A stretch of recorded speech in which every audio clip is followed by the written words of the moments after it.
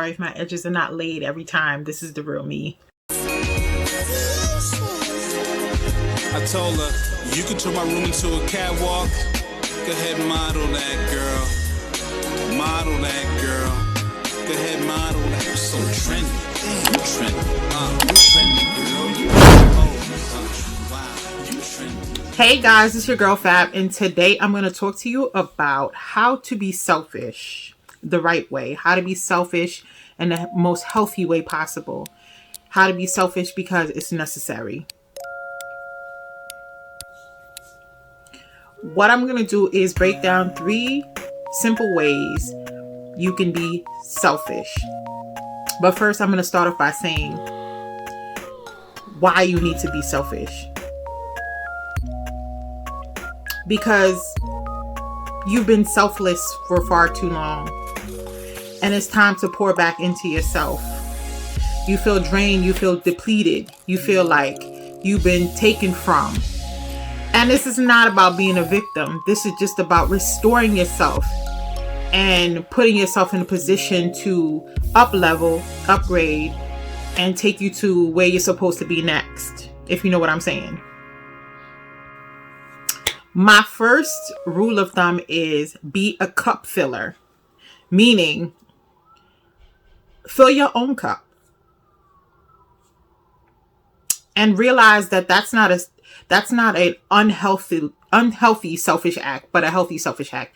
In the sense that when you fill your cup up, we already know what it is. Your cup runneth over. We already know that you can't be of assistance to others in a real, true, healthy way unless your cup is filled up, unless you have replenished yourself, unless you have the energy, the strength, the power, the courage and fortitude to do the things that you need to do for yourself. So when you put yourself in a healthy position, that's a healthy segue to actually help out others in the long run. It's when you think about it, it's a little bit of a selfless act. It's not a selfless act, but it's the smarter way to go about doing things, because you can be of no service to others unless you are healthy and okay. If you're not okay, if you're depleted, if you're out of energy, how can you effectively pass that on and take care of others, take care of your family, take care of your loved ones? You can, but it's like burning candles at both ends. And at some point, something's got to give. So my first rule is be a cup filler to yourself. Fill your own cup up. Replenish yourself. Do all the things that you need to do to fortify yourself first. Number 2 for me. Sorry, I'm making the camera shake. Number 2 for me, be picky. Be picky. Not necessarily cliquish, because I'm not really a fan of that too much.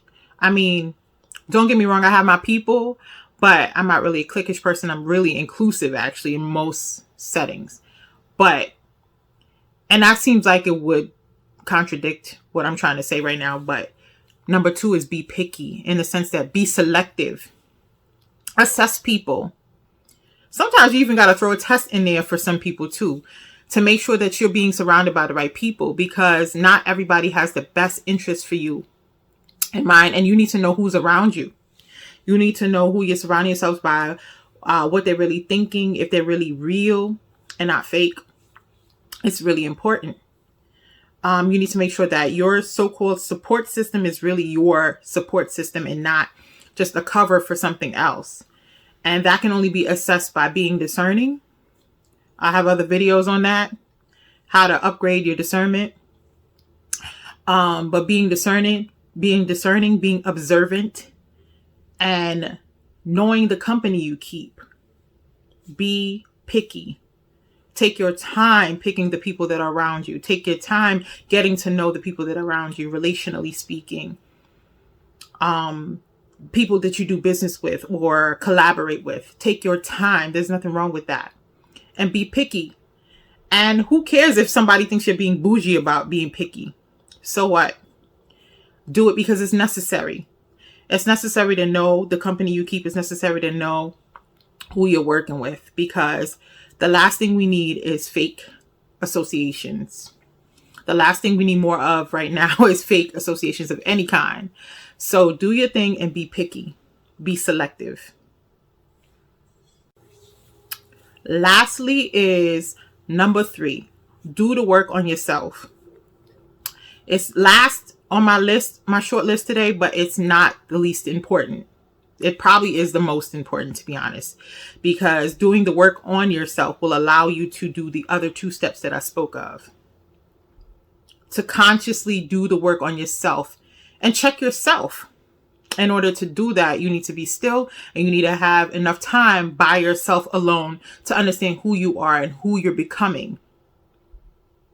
If you are always around other people and it's always rah, rah, rah all the time, then you'll never get the opportunity to be quiet enough to understand who you are as a human being, as a spiritual being, or as whatever you consider yourself. So it's really important to, number 3, do the work on yourself and let that be a constant practice over time. The work that we do on ourselves is never completely done. I mean, after all, that's the main reason why we're here on this earth, in my opinion anyway. But it's really important to do the work on yourself. Not get into pointing fingers at anybody else in your circle or in your wider group of associations, but doing the work on yourself. That is pretty much it. Those are 3 practical steps to being selfish.